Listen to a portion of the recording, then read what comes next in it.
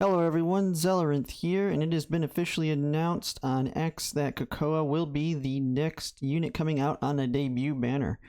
And if anyone's seen me in my previous videos, I've pretty much mentioned her for all of my team comps that I can think of. She's an all-time, probably the best unit from what I can tell on all units currently released in CN, has a significant amount of value, and to me will be a must-pull. And I'd say even now with potential changes on the horizon, she may even be a must-pull for free-to-plays for those that are really wanting to get Sophia or August. And the big reason that I think there could be more changes than just swapping her with Sophia and August will be the release of the trailer for the Sands of Scale, because the trailer showed Akambe, Kakona, Hazna, and Homa in the trailer. And so what I am seeing from rumors is that there potentially could be Sophia and August getting pushed all the way to the back after Akambe, Hazna, and Homa. So anyone who's not interested in getting Akambe, Hazna, or Homa, they may be able to just go ahead and go full pulls onto Kakona trying to get her, and then they have 3 debut banners potentially to save up for Sophia August. Then there's no guarantee now at that point. But we will be able to know who is after Kakona before her banner ends. So if anyone's on the edge, you can just kind of sit and wait until we know who's coming after Kakona, and then you can make your decision to pull from there. So for this video, though, I just wanted to take a quick look, preliminary look at Kakona's kit. I'd already looked at it multiple times in the past, so I already know a general idea of what she's capable of doing and what her biggest thing is. So looking at Kakona, let's see, I'll use the Chinese site because it has more detail in it. Now, I did learn from someone that you got to watch out on the factions on the Chinese site because they're not completely all correct. So I'm going to try and make sure to double check that with some of these other sites that we have on the English side that might have a better idea, especially some of the people playing on English that have also played CN and have a better understanding. So big thing with Kakona, and what actually makes her broken is built into her trait, which is really good.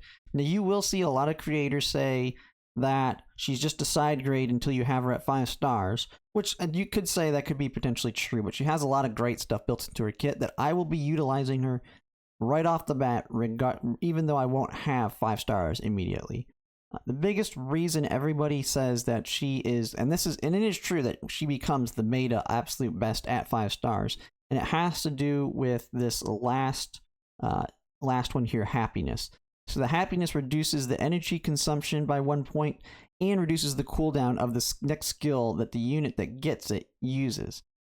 And so this is a guaranteed to trigger on the unit that's being healed by the trait overall on 5 star, but from 1 to 4 stars it's only a 30% chance. And how the character gets happiness, or how to trigger this effect, is that at the beginning of the round, so not Kakona's turn, not the beginning of Kakona's turn or the end of her turn, but as soon as the round starts, she does a heal to the 2 people with the lowest health within her range, and gives them breakfast, bento, and happiness. Now 30% chance to get happiness at 1 star. So at the beginning of the round, you have the potential to give your units, so the people that have the lowest health, this buff, and usually the ones that are out front doing damage can be the ones that are lowest health, and you can kind of work it that way to the one that gets it is the one that you want. So the 30% chances is not that great, especially at the beginning, because it only impacts 1 person. I think it doesn't add 2 until 3. So at 3 stars, it'll impact 2 units. At the 1 star, it's only 1 unit. So really, this buff, her trait's really not that great at 1 star, because you only get 1 unit that gets the health, they get these buffs, and they only have a 30% chance to get happiness. So yes, her trait's not anything way better than some of the other units at 1 star. But not only does she have this broken trait, though, at 5 stars eventually, but she actually has a lot of good stuff built into her kit. To the point that it'll actually be hard to you'll have to really pick the skills to the battle, because there's a lot of stuff in here that you can only take 3, and so you have to make a decision what you want. So she starts off with already a good skill, it's a damage skill, but it's got a 3 knockback on it, and she uses the axes, so she has the capability to knock back force 4. But it's not. We're kind of learning it's not as needed today. There's many other ways to manipulate and kill enemies, and we're seeing a lot of knockback immunity in some of the towers. And so that'll be one thing that I think with this initial skills, it won't probably be on your kit a majority of the time unless you see a map that is specifically designed in a way that you want as much knockback as possible on your units. So that one's not too big a deal. On the level 1 skills, you have the mountain people. So one self, no damage. So if the unit's healthy, when in the state, the movement speed, so they can move by 1 square, and highlands, when the attack and movement endpoint is more than 2 blocks higher than the starting point, the damage increases. So she moves to the highlands, so if she moves up, she does more damage by 20% if she moves to that. So it's alright, get some movement on her. Now the big thing you'll want movement is for being able to get her around to heal your allies. Because the big thing is she is a defender. So she's weak to the breakers, but does extra damage to seekers and is neutral to the others. So she is basically a tank in that aspect, but she kind of tanks a little bit different than some of the other units that we already have that are tanks. So Smash is our other level 1 single attack, causing 120% damage, inflicting vulnerable 2. So vulnerability, if you've seen my video on No Will's, pretty nice. Vulnerability 2, I believe, gives 20% damage increase, and that's calculated after everything else, so it's a 20% on top of all of the damage. And so it's an alright, but I mean, when you get down to other skills, you'll realize that both of these level 1 skills probably aren't that big of a deal. You probably won't want them. And what we see with a lot of units is the level 3s are where I see a lot of the biggest value, and a lot, like you have Gloria, you want both of her level 3s. I like both the Simonas, I believe. So this is where it can get a little tricky in deciding which one you want if you don't have the Castelia to actually get both of them. So we have the first one on the left.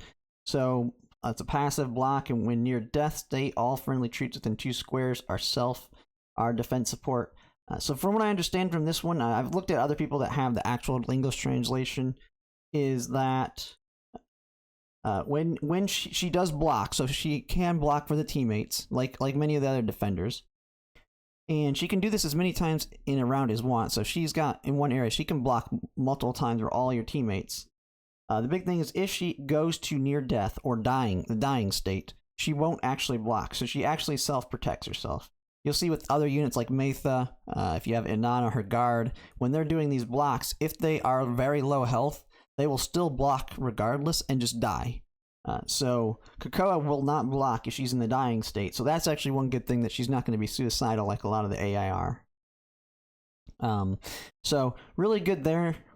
And then you have the other one, which is Kakona's Treasure Box, which this one has like 4 built-in skills, so you get to choose one of these. So it's almost like one skill that has multiple things built into it, which I think is really nice because it's like getting access to more than 3.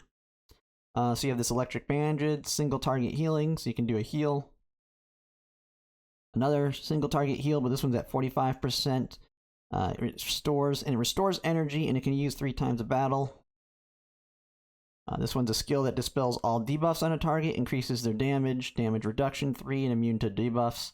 And another one, Magic Mushrooms, skill single attack, causing penetrating damage. So this is just an alright, great skill, and then it has multiple things built into it. Now there are some limitations. You only can use some of these so many times per battle, and then you have this last one that can be used unlimitedly.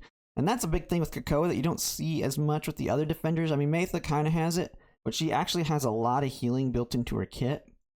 And so what that can kind of open up is maybe making, like, if you have Inanna, you can maybe build in some more of her support type skills and less of her healing to supplement, with her supplementing the healing on her side. So really nice skill here. So of both of these, it's kind of hard to tell. You kind of have to see what you're going to synergize them with. I think the one on the left for the blocking might be the better one, and I think it's there's a skill up here that it'll synergize quite well with. So on her reactions, she has the one that you see on a lot of units, the defense. So just 25% reduction to range damage. And then the other reaction is after being attacked by a single target, heals. So she heals herself and one other friendly unit with the lowest health percentage within 2 squares of the range, with the healing amount equal to 12% of the caster's health, and this effect occurs twice. So she can, if she is attacked, she heals herself and the other unit within her range, and she can do that twice. Now that's this reaction actually will pair really well with her blocking, because she'll block, take the damage, then she'll heal herself up 12%, but also heal the other units around her. So overall, just a little heal in there, like I said, that can keep your team topped up so that you don't need to have as much emphasis in your main healer. Maybe your main healer just has a standard AoE heal, the top up everyone to their full health, and then you can build in support to the rest of the kit. So overall, good. Another just built-in heal. Then your level 7 skills, you have the Wilder banner. So this is for the Vilder. So this is just the weaker version of it. This one only gives the attack and defense of 20%. It does not have anything additional to it. So we already know that Lilywil has I think it's Willywil, has the main one where it increases skill damage by 10%. So if you were to use her with Lilywil, you would never want this. And I don't even think this is a really good buff just in general without the extra stuff. So it's not a very useful aura. And Kakona works with just about everybody. So the odds of you having her in a team with a lot of Vilder is not certain, because I mean, she works with any team comp. So I would definitely not want to take this one. Then you have this passive block reinforcement. When attacked by a long-range physical attack from the side or front, 100% chance to trigger block, and that reduces damage taken by 10%. And block already has some, so this is a way to reduce damage quite significantly, especially if you paired this long range, so with defense by arrows. I'm wondering if these stack in the fact that you can reduce the damage quite significantly. Although both these level 7s I mean, when you kind of look into these other skills, you only can have 3 of them. You may not even want to use either one of these. I actually might leave that one just open without selecting it until I actually need to use it at some point. Because I've done that with a lot of units. If I don't want either of the skills from a level where I'm not going to use them yet, I just leave both of them open, and then I'll make my decision as soon as I need one of them. So you have now you have a new basic attack here. So you have the Don't Look Back. So this one's a single attack causing 100% physical damage, and when back attack, there's a 70% chance of inflicting dizziness, which I believe this is the stun. So this is a stun where the enemy cannot attack or can't take an action for their turn, and it lasts 1 round. It only can be triggered once per battle on that same person. So stun is a CC preventing them from moving. I mean, that's really good. Just for a basic attack, that's pretty huge. It has to be done as a back attack. So it'll be kind of hard to manipulate RNG with this, since you only can do it when you hit a back attack. So you can't try it from different angles. It always has to be a back attack. So you just kind of have to take the risk. It's at 70% chance. You can't really increase your odds by trying to change your RNG in that aspect. But overall, good being able to stun. The other one is a normal attack that's 100% physical damage, inflicting physical defense 1 and magical defense down 1. And that lasts 2 rounds. And this one does not have a limit on the units. So both of these are pretty good. I think CC would be more important, because if you're in a large group of enemies, you just go in, hit them in the back, and that enemy does not get to act. So that might be able to buy you a second to clear off some other enemies. Like if you have like 4 of them, just taking one of them out of the fight for a little bit while your other teammates are killing the others. I think that's a lot more useful than putting a defense down and magic down on them. Now, there may be occasions where you need this, where maybe you're fighting a really tough boss and you just want to get as many debuffs on them as possible. But she's not the type to be constantly up there in the front line anyway, in that aspect. So I definitely would take a Don't Look Back, just because when she is up front, just go ahead, knock someone out of the round, and then let your other more tough units go up in front. So then we have Impeccable. So the level 11 skills. So this one is, you've seen this. This has been on some other units that we already had. Giving you immunity 4, which is reducing your damage taken. Mind's Eye. So when you get hit in the back, you turn around to block in interference. So this one is immune to debuffs. Yes, all the serious type debuffs. So this one makes her extremely defensive in that she can take a lot of hits. So this may be a scenario based one where you may take this if you really need her to do heavy tanking. And then she has this level 11 skill, heal all allies within 3 squares of the caster for 30% of the health, her health, and she'll have pretty high health in that aspect. And they gain crit hit 2, injury 1, in this land lasts for 2 rounds, and energy. So energy 1 is the crit damage, so it's increasing crit damage by 15%, crit hit, so this is critical hit rate is increased by 30%. So this one will be really big on just being able to make your teammates hit harder.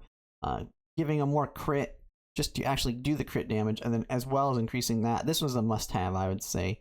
Lasts for 2 rounds, and it's got a cooldown of 3 turns, so you can have this up a large percentage of the time. So you can kind of time it to when all your units are going to do their biggest moves, you'll pop this.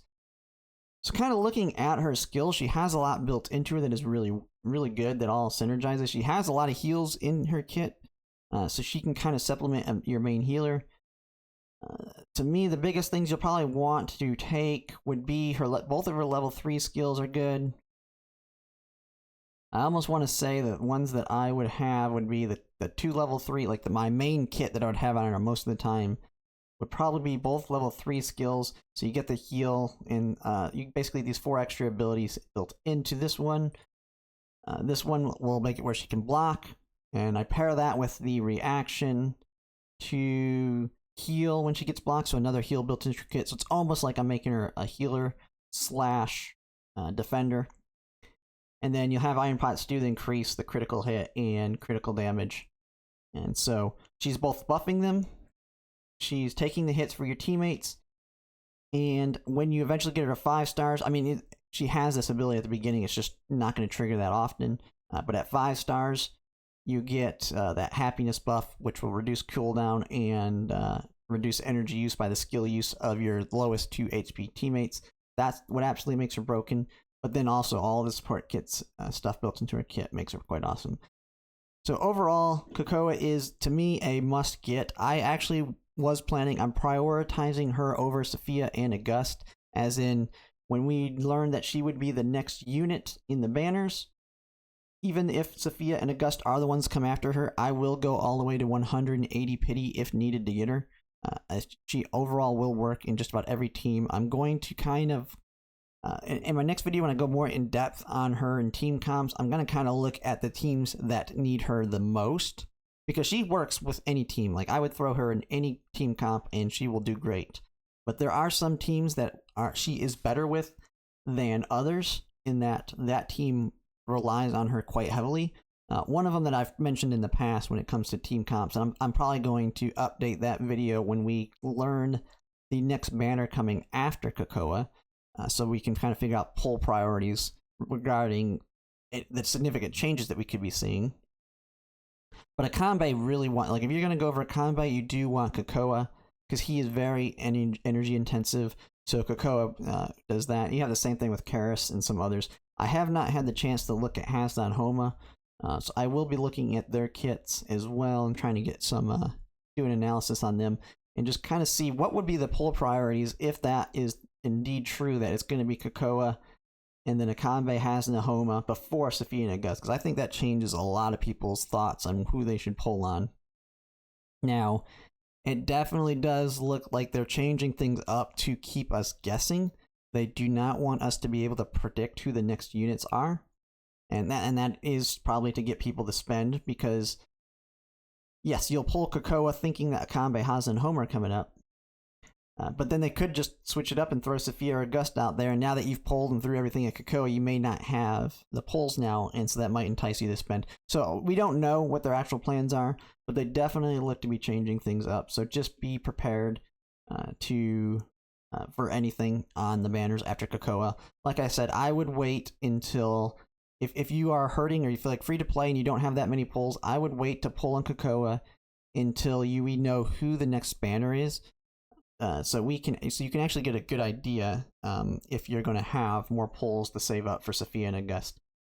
So my guess would actually be the next one is going to be Akanbe, just based on the new expansion coming out for the Spiral of Destinies, because all 3 of these characters are in it. But they could swap it up and make it any one of these coming next as well. But yeah, that's just some of my thoughts. I mean, Kakona is coming. It's great to get her now, because the way I thought of it is the sooner you get her, the sooner you can get her 5 stars. So as soon as I pull and get her, she will be getting memory shards every single time. She will be in there until she is at 5 stars.